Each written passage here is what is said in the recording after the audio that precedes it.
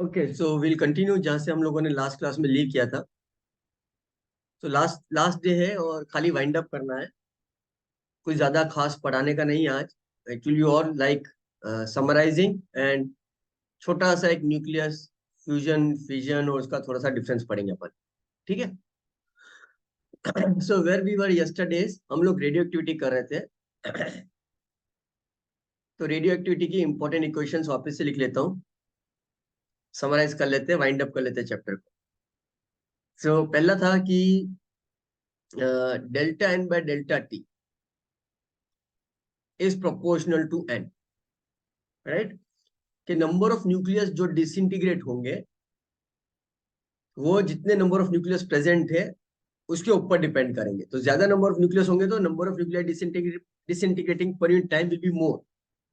So delta N by delta T जो है that is equal to lambda N. Notice here कि यहाँ पे जो है वो पॉजिटिव साइन है ना। यहाँ पे पॉजिटिव साइन है। और जब इसी को हम D N by D T लिखते हैं तो D N by D T is minus lambda है, क्योंकि this gives me rate of change of nucleus present या न्यूक्लियाई प्रेजेंट, राइट। तो यहाँ पे हम क्या देख रहे हैं कि जो एन है वो किस रेट से चेंज हो रहा है। देन बिकॉज ये डिसइंटीग्रेट हो रहा है तो एन क्या हो रहा है, डिक्रीज हो रहा है। इसीलिए D N by D T negative होगा, तो हमारे को यहाँ पे माइनस साइन लगाना पड़ा। So this minus sign is here. हालांकि दोनों इक्वेशन सेम है, लेकिन यहाँ पे डेल्टा एन का मतलब है number of nucleus which are disintegrating per unit time, और यहाँ पे इसका मतलब होता है how is the number of the present nucleus changing. तो इट्स समथिंग लाइक दिस, एक आदमी 10 रुपए दे रहा है और एक आदमी 10 रुपए ले रहा है। So when you think about, अगर कोई दे रहा है then it's negative, and if you think about अगर कोई ले रहा है तो it's positive. Okay, that is only difference, बाकी दोनों इक्वेशन सेम है। And lambda is one, lambda is known as decay constant. Lambda को हमने बोला था decay constant, that is the probability of the decay of the nucleus per second. इसकी definition कैसे बनाई थी हमने, probability of the decay of the nucleus per second. अगर याद नहीं हो तो वापस से डेफिनेशन देख लो। प्रोबेबिलिटी ऑफ डीके पर सेकंड, ये इसकी डीके की कांस्टेंट। फिर हमने डिफाइन किया था एक्टिविटी आर से। R is defined as activity, जिसको हमने बोला था dn by D T minus D N by D. R को हमने बोला था minus D N by D T, और वापस इसको रिलेट किया। ओके, इस इक्वेशन को सॉल्व करते हैं तो हमारे पास क्या आया था, dn by D T minus lambda को सॉल्व किया तो हमारे पास क्या था, n is equal to N naught e to power minus lambda T. उसी तरह से अगर इस एक्टिविटी वाली इक्वेशन को भी लिखेंगे तो वो भी सेम ही आएगी, r is equal to R naught e to power minus lambda T. तो दोनों इक्वेशन लगभग एक जैसी है। यहाँ पे ये बता रहा है number of nucleus at a given instant of time at a given instant of time, and it says activity that is rate of disintegration of nucleus, rate of disintegration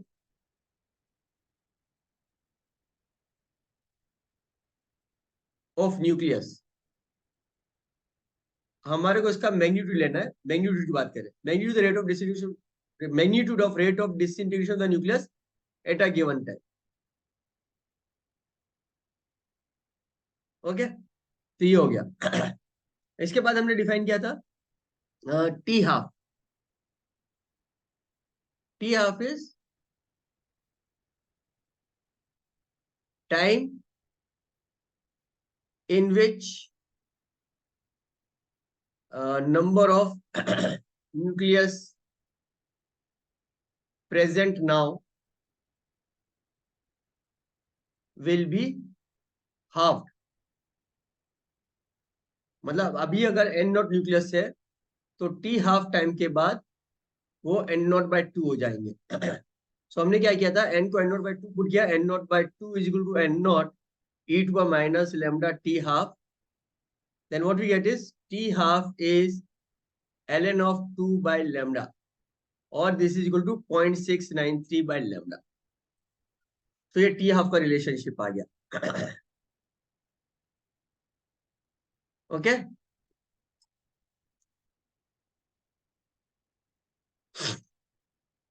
और उसके बाद हमने डिफाइन किया था, this is t half is half life time, half life time.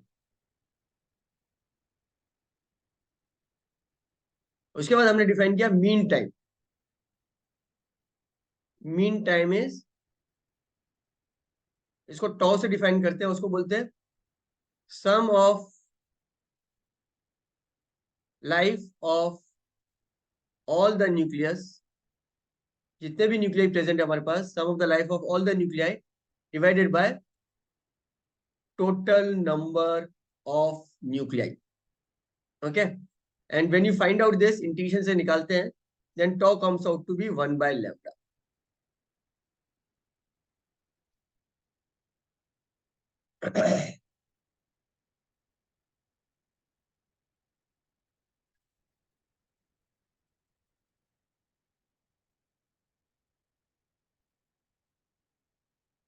Okay, यहां तक हम लोगों ने कर लिया था।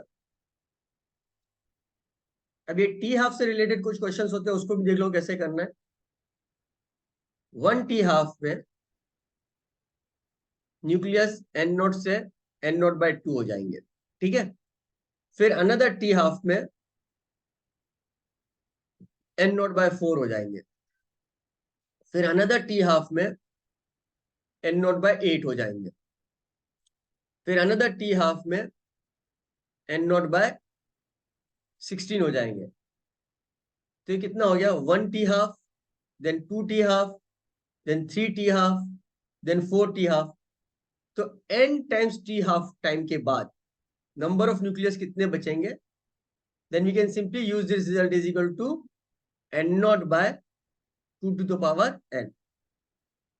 तो अगर सवाल आता है कि 4 हाफ लाइफ के बाद, सपोज कर लो कि टी हाफ इज 1 आवर, तो टी इक्वल 4 आवर्स के बाद कितने बचेंगे, तो T equal 4 hours, T equal 4 hour is what, 4 times T half, that is n equal 4।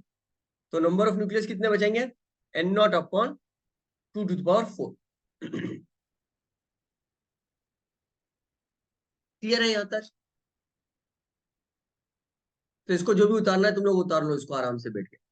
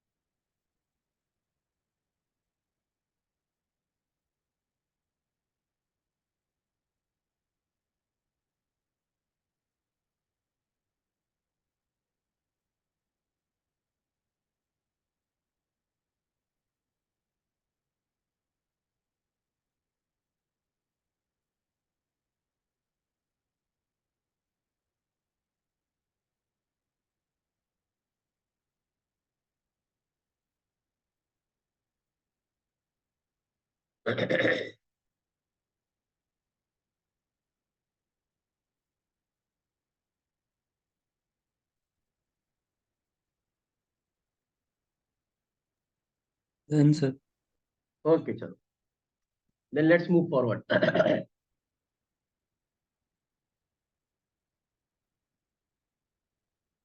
तो this finishes our major portion, मतलब कंप्लीट हो गया हमारा जो भी इसके लिए है।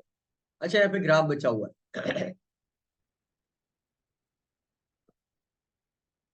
तो हमारी इक्वेशन क्या है, n is equal to N naught e to power minus lambda T. So if you see here, the number of nuclei are decreasing exponentially. तो अगर n वर्सेस t का ग्राफ बनाएंगे, then the graph will go down exponentially.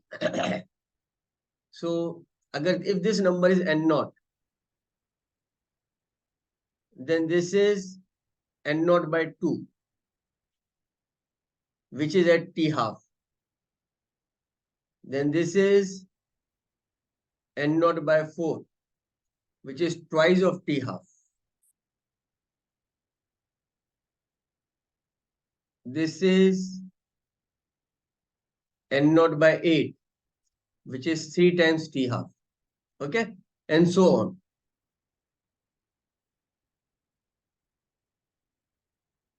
Okay, so 4 times T half ऐसे decrease होता जाएगा. Okay, so this is how n will vary with time. The number of nucleus present at any given time is decreasing exponentially. And if you say n dash is what? जो child nuclei बन रहे हैं वो. सो n dash is what? कितने nucleus बचे, नहीं, कितने nucleus disintegrate हो गए. यहां पे तो क्या बता रहा है, this is saying how many nucleus are left, how many nucleus are left, how many nuclei are left.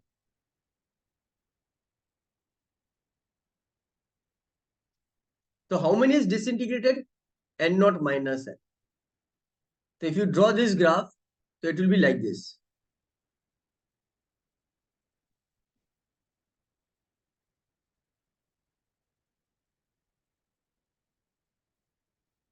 So if you see here, na, so it will be like an mirror image.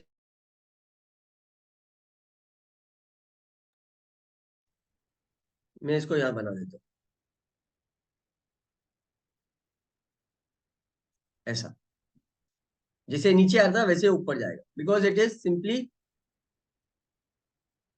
N not 1 minus e to को minus ऐसा बन जाएगा. Okay.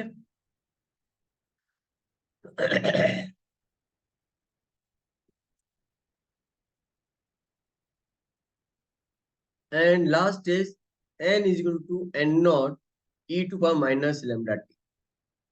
So n by n नॉट is equal to e to का minus lambda t. दोनों तरफ अगर log ले लोगे टू द बेस e, तो ln of n by n naught is equal to minus lambda t. So if I see this is equal to, अगर मैं इसको y बोल दूं और इसको x बोल दूं t को, then this is y is equal to mx, where m is minus lambda. Then this is a line with the negative slope. And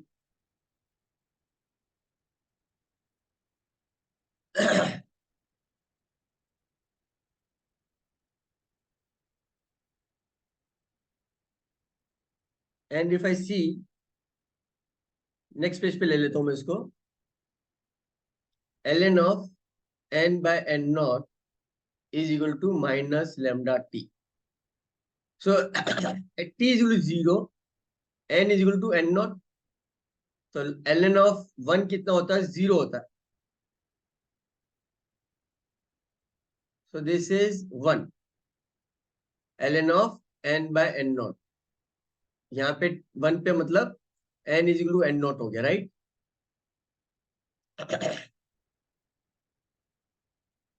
and the line will be like this.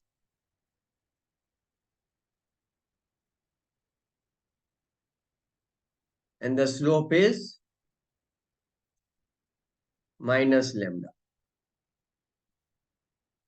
That means अगर मैं इसको theta बोल दूं, इस angle को अगर theta बोल दूं, then tan theta is equal to lambda.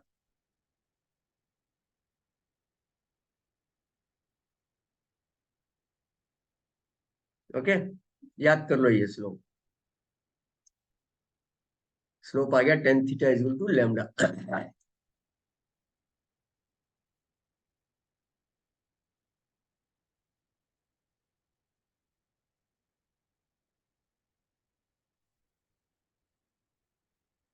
पीछे वाली स्लाइड वापस से करो, जो उतारना है उतार लो यहाँ से. मैं आगे निकल गया था.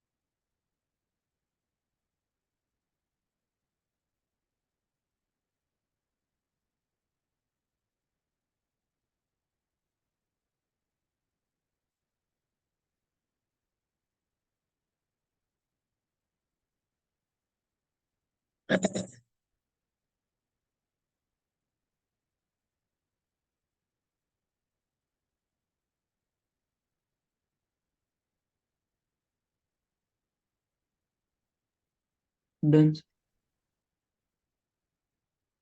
बाकी सबने भी उतार लिया? सर एक मिनट। एक सेकंड एक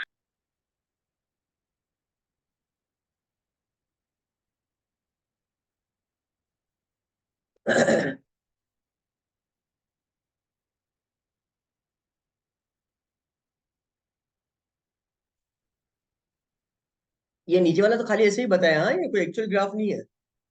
इसमें कंफ्यूजन मत हो जाना है, नहीं तो ये मत बनाओ अगर इसको कंफ्यूजन हो रहा है तो। ये तो खाली मैंने तुम्हारा बताया कि इसका रिफ्लेक्शन जैसा है बस, एक्चुअल ग्राफ नहीं है। Don't get confused.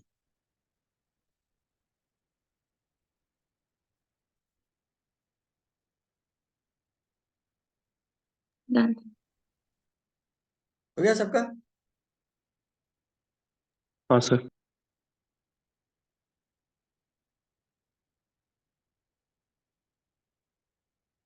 अजीज हो गया? Yes sir. तो बोलो ना, फिर तुमने ही ना रोका था तो तुमने ही जवाब नहीं दे रही वापस से। तुमने बोल दिया है क्या? हाँ सर बोला। तो मेरे को सुना ही नहीं दिया। कोई बात नहीं। ओके। सो टेन थीटा जो लेमडा हो गया। और ये ग्राफ समझ में आ गया सबको? सर जेई मेंस और नीट के पॉइंट ऑफ व्यू से ये ग्राफ तुम याद रखो तो ज्यादा अच्छा रहेगा। एग्जाम में जाके सोचने की जरूरत नहीं होनी चाहिए, रटा हुआ होना चाहिए सब। ओके।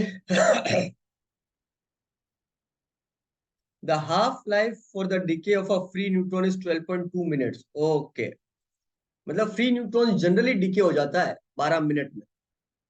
इसका ये मतलब हो गया कि free neutron is not stable. इसका ये मतलब हुआ free neutron is not stable. और डीके कैसे हो रहा है? तो हम लोगों ने डीके बीटा डीके में पढ़ लिया, neutron gets decay into proton plus electron, है ना? और उसके साथ antineutrino particle beta minus decay में। Other half life ranges from 10⁻20 to 10⁻16 years.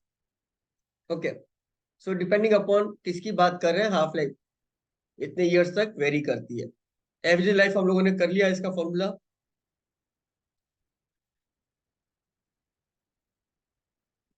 सो अगर कोई पेरेंट न्यूक्लियाई है, सपोज कर लो, और किसी पार्टिकल से उसको बम्बार्ड किया, मोस्टली ये जो इंसिडेंट पार्टिकल मैंने यहाँ पे लिखा है ना, x प्लस ए वाला, this is neutron. Okay, so this is something which really happens. होता कैसा है कि this parent nuclei does not in क्या बोलते हैं, डिसइंटीग्रेट इंस्टेंटेनियसली। ऐसा नहीं होता है। So what we do is we bombard it with some nuclei, something. ये कोई पार्टिकल है जिसे हम बम्बार्ड कर रहे हैं, mostly this particle is neutron. अभी देखेंगे हम। तो जैसे इसको बम्बार्ड करते हैं इससे, then there is a fission kind of reaction, और हमारे को एक इंटरमीडिएट चाइल्ड न्यूक्लियाई मिलेगा सी, which is highly unstable, and then it will disintegrate into child nuclei, whatever y plus b, it can be y1 plus y2, or so these can be two different nuclei, like, और और अगर मैं इसको b बोलता हूं, b is also a nuclei only, but generally जब हम helium particle की बात कर रहे हैं, सॉरी, हो सकता है एक न्यूट्रॉन बाहर निकल जाए ऐसा, तो इसीलिए ये बी जो है पार्टिकल भी हो सकता है और बी एक न्यूक्लियाई भी हो सकता है। Plus Q factor. Q factor मतलब जो एनर्जी है हमारे पास, this is energy in the form of the, energy in the form of, कौन से फॉर्म में ये एनर्जी? काइनेटिक एनर्जी के फॉर्म में। प्लस हो सकता है हमारे पास न्यूट्रिनो या एंटी न्यूट्रिनो ऐसे पार्टिकल भी मिल जाए, एंड प्लस उसके बाद हमारे को गामा रेज भी मिलेगी। Okay, so all these things are there, so what we have to take care of it when we are doing this complete reaction, हमारे को किस चीजों का ध्यान रखना है? We have to see conservation of charge. The total charge cannot be created or no cannot be, total charge की बात करो ना, protons can be created, electrons can be created, positrons can be created, proton can be destroyed. Okay, ये सब हो सकता है, proton destroy हो सकता है, इलेक्ट्रॉन क्रिएट हो सकता है, but total charge total charge कभी डिस्ट्रॉय नहीं होगा। जैसे सपोज कोई न्यूट्रॉन है, तो टोटल चार्ज कितना है? टोटल चार्ज 0 है। And this neutron disintegrates into proton plus electron. Then एक पॉजिटिव चार्ज क्रिएट हो रहा है, एक नेगेटिव चार्ज क्रिएट हो रहा है, but still total charge is 0। Still total charge is 0। And this is something हम लोग अपने फर्स्ट चैप्टर इलेक्ट्रोस्टैटिक्स में पढ़ते हैं, कंजर्वेशन ऑफ चार्ज। जब हम कंजर्वेशन ऑफ चार्ज पढ़ते हैं तो हम क्या बोलते हैं? For an isolated system the total charge is conserve. हम ये नहीं बोलते कि the number of protons are conserve, the number of neutrons are conserve, ऐसा नहीं बोलते। Total positive charge is conserve, total negative charge is conserve, ऐसा नहीं बोलते। Individual charge particles can be created, can be destroyed, okay, but जो total charge होगा system का वो हमेशा कंजर्व रहेगा। So this is one thing, conservation of charge. We are not saying conservation of neutron. Neutron हो सकता है conserve नहीं हो, प्रोटॉन हो सकता है कंजर्व नहीं हो। So total number of protons, total number of neutrons, total number of electrons may or may not be conserved, but the total charge is always conserved. So remember, the first point which you take is conservation of charge. And we say conservation of charge means we are talking about total charge, not positive charge or negative charge, total charge. Then we have to take care of conservation of energy. When we say conservation of energy, we also have mass equivalence of energy. Mass equivalence of energy मतलब मास भी energy में convert हो सकता है। Before nuclear physics हमारे पास mass was separate and energy was separate, there was no relationship between mass and energy, okay. So energy could be converted from one form to another form but could not be created और destroyed.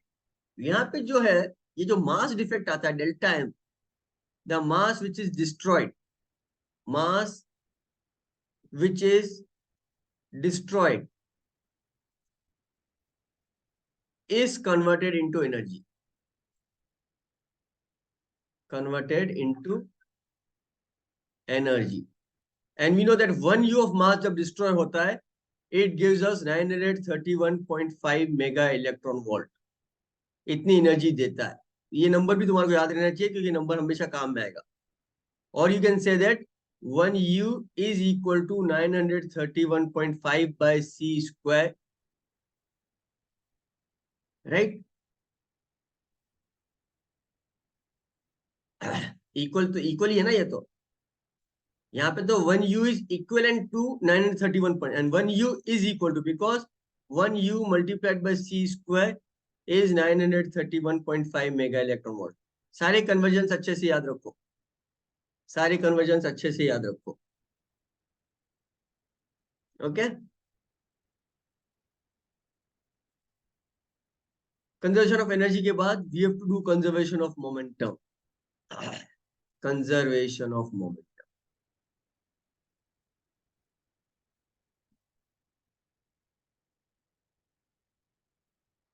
और क्योंकि हम isolated system ले रहे हैं, हम isolated system ले रहे हैं जहाँ पे अंदर ही अंदर बॉम्बार्डमेंट हो रहा है, तो कोई एक्सटर्नल फोर्स भी नहीं लग रहा है, तो कोई एक्सटर्नल टॉर्क भी नहीं लगेगा। So if required you also have to do conservation of angular momentum if required. बहुत मुश्किल है यहाँ पे आना, but we have to do conservation of angular momentum.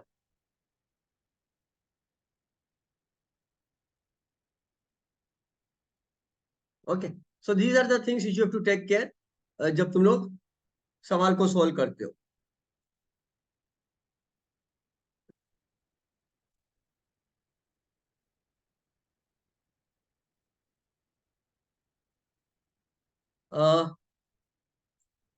Nuclear reactor NCERT book में दिया हुआ है, you can read this and if you any doubt तो तुम मेरे को इसमें से पूछ सकते हो। मैं डिटेल में नहीं जा रहा हूँ इसके, खाली मोटा मोटा ऊपर ऊपर से जो है वो बता देता हूँ तुम लोगों को। न्यूक्लियर रिएक्टर में हमेशा एक मटेरियल होगा जिसको अपन फ्यूल ऑफ द रिएक्टर बोलेंगे। That fuel has to be fissionable material, यानी पहले उसका फिजन होगा न्यूट्रॉन के साथ और फिर उसका सॉरी, ये फिजन वाली रिएक्शन है, यानी कि child parent nucleus child nucleus में डिसइंटीग्रेट होगा। ओके, तो जनरली जो हमारा यूरेनियम होता है, uranium isotope 235, thorium isotope 232, plutonium isotope 239, 240, 241, ये सारे हमारे पास न्यूक्लियर रिएक्टर के लिए फ्यूल के फॉर्म में काम करते हैं। By the bombardment of neutron या जो भी होता है, रिएक्शन को इनिशिएट किया जाता है और वो होता है मॉडरेटर। जब भी न्यूक्लियर रिएक्शन होती है, जैसे मैंने यहाँ पे अभी बताया तुम्हारे को, कहाँ पे, यहाँ पे, ये जो पार्टिकल ए है, ये जो पार्टिकल बी है, मोस्टली ये पार्टिकल न्यूट्रॉन होता है। एंड बिकॉज न्यूट्रॉन बहुत हल्का होता है और कंजर्वेशन मोमेंटम करेंगे तो इसके पास बहुत हाई वेलोसिटी आ जाती है। So these are fast moving neutrons, these are fast moving neutrons. So जिस जिस बॉक्स के अंदर ये है, जो अपना जो न्यूक्लियर रिएक्टर है, if this neutrons are fast moving neutrons, तो ये इस दीवार को पेनिट्रेट करके बाहर आ जाएगा, it will come outside, and these neutrons are of no use. ये fast moving neutrons are of no use. So what we have to do is we have to use a moderator used to slow down the fast moving neutrons. और ये moderator जो है ना, यहाँ पे जैसे graphite की रॉड लगी हुई है एंड हेवी वाटर, ये होता है। ग्रेफाइट की रॉड एक्चुअली न्यूट्रॉन्स को एब्जॉर्ब करने के काम में आती है, एंड ये जो हेवी वाटर होता है, हेवी वाटर मीन्स D2O। तो न्यूट्रॉन का जब हेवी वाटर के साथ कोलिजन होता है, then there is a transfer of momentum और न्यूट्रॉन स्लो डाउन हो जाता है because of collision. When fast moving neutron collides with D2O, they transfer their momentum और स्लो डाउन हो जाते हैं, दे स्लो डाउन हो जाते हैं by transfer of momentum to the deuterium, sorry, heavy water molecule D2O। Okay, coolant, air, water और carbon dioxide is a coolant to remove the heat release inside the reactor. हाँ, heat तो generate होगी reaction में, तो उसको ठंडा करने के लिए एयर है, वाटर है, CO2, उसको यूज करें। Control rods, cadmium, which is a good absorber of neutrons, is used to control the rate of fission and also to shut down the reactor in the case of the emergency। ये ध्यान रख लेना, अगर access में neutron produce होगा और वो access में यूरेनियम के साथ रिएक्ट करके फिशन करवाएंगे, तो बहुत ज्यादा एनर्जी लिबरेट होगी, and that is very dangerous. और इसी से न्यूक्लियर एक्सप्लोजन भी हो जाते हैं। जो पास्ट में जो न्यूक्लियर रिएक्टर्स एक्सप्लोड हुए हैं, that was because of excess of neutrons. So what we do is we use control rods. So control rods क्या करते हैं, दीज आर कैडमियम रोड्स, जैसे इसको अंदर बाहर निकाल दिया, या बहुत ज्यादा कैडमियम रोड्स इंसर्ट कर दी to control the number of neutrons. तो these cadmium rods are actually control rods which will absorb the neutron. अगर अपने को प्लांट को शट डाउन करना है, तो हम बहुत सारी कैडमियम रोड्स डाल देंगे, वो सारे के सारे न्यूट्रॉन को एब्जॉर्ब कर देगी। Okay, protected shield the core of the reactor to save the person walking around the reactor from the hazardous radiations. तो पूरी एक शील्ड चारों तरफ बनी हुई होगी, so that the nuclear radiation doesn't come out of the reactor. For a fuel, there is a critical mass below which the fissionable material is completely safe. For a mass above the critical mass, more neutrons are produced than are lost, so that the chain reaction builds up rapidly and the system explodes. मतलब obviously you have to balance the ratio of neutron and uranium. ज्यादा मास अगर uranium का होगा और बहुत ज्यादा reaction हो गई, तो reaction can go out of control, because nuclear reaction is like it expands like a tree, chain reaction जैसे। So we have to control it. Okay, reproduction factor K is defined as the average number of neutrons available from each fission that will cause another fission. हर एक reaction कुछ neutrons produce करेगी, तो अगर हर एक reaction दो neutron produce कर रही है, तो you think about every reaction is getting multiplied by a factor of 2, तो it will be a huge explosion. इसीलिए कैडमियम रोड्स इंसर्ट की जाती है, so that you control the number of neutrons, उसको एब्जॉर्ब करके। Okay, so this is a typical example of reaction जो मैंने यहाँ पे लिखी है। हाँ, सो दिस रिएक्शन में अगर मैं देखूंगा यहाँ पे क्या हो रहा है, यूरेनियम 23892, यूरेनियम 23892, जो ए मैंने लिखा है वो एक्चुअली न्यूट्रॉन है.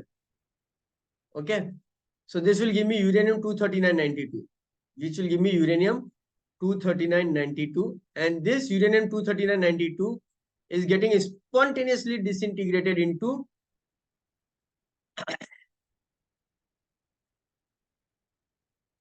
Neptune 23993, 23993. मतलब क्या हो रहा है, न्यूट्रॉन क्या है, प्रोटॉन में कन्वर्ट हो गया है. न्यूट्रॉन प्रोटॉन में कन्वर्ट हो गया, एक इलेक्ट्रॉन प्रोड्यूस हुआ, एक एंटी न्यूट्रिनो प्रोड्यूस हुआ, और ये जो है ये वापस से डिसइंटीग्रेट हो जाएगा. अगेन एक और बीटा डीके हो रहा है.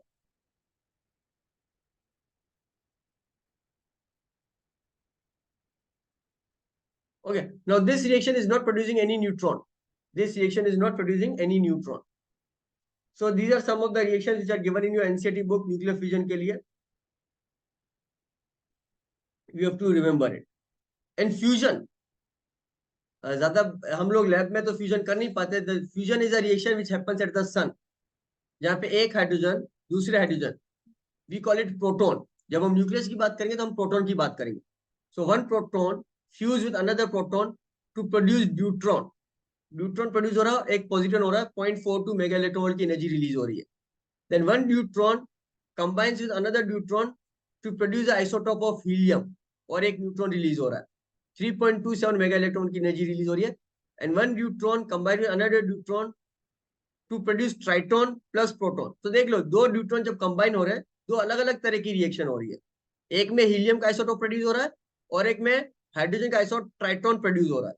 ओके, तो you can memorize these three reactions जो कि सन पे होती है as a part of fusion. Okay, NCERT book में है, मैं ये पीडीएफ भी तुम लोगों के साथ शेयर कर लूंगा, तुम आराम से इन सारी रिएक्शंस को याद कर सकते हो. And this is not possible at right now, this is not possible in the laboratory because we require very high temperature for this reaction. और अभी तक इतना हाई टेम्परेचर प्रोड्यूस करने की हमारे पास कैपेबिलिटी नहीं है, या इतना हाई टेम्परेचर प्रोड्यूस करेंगे तो कोई मटेरियल नहीं है जो इस हाई टेम्परेचर को सस्टेन कर पाए.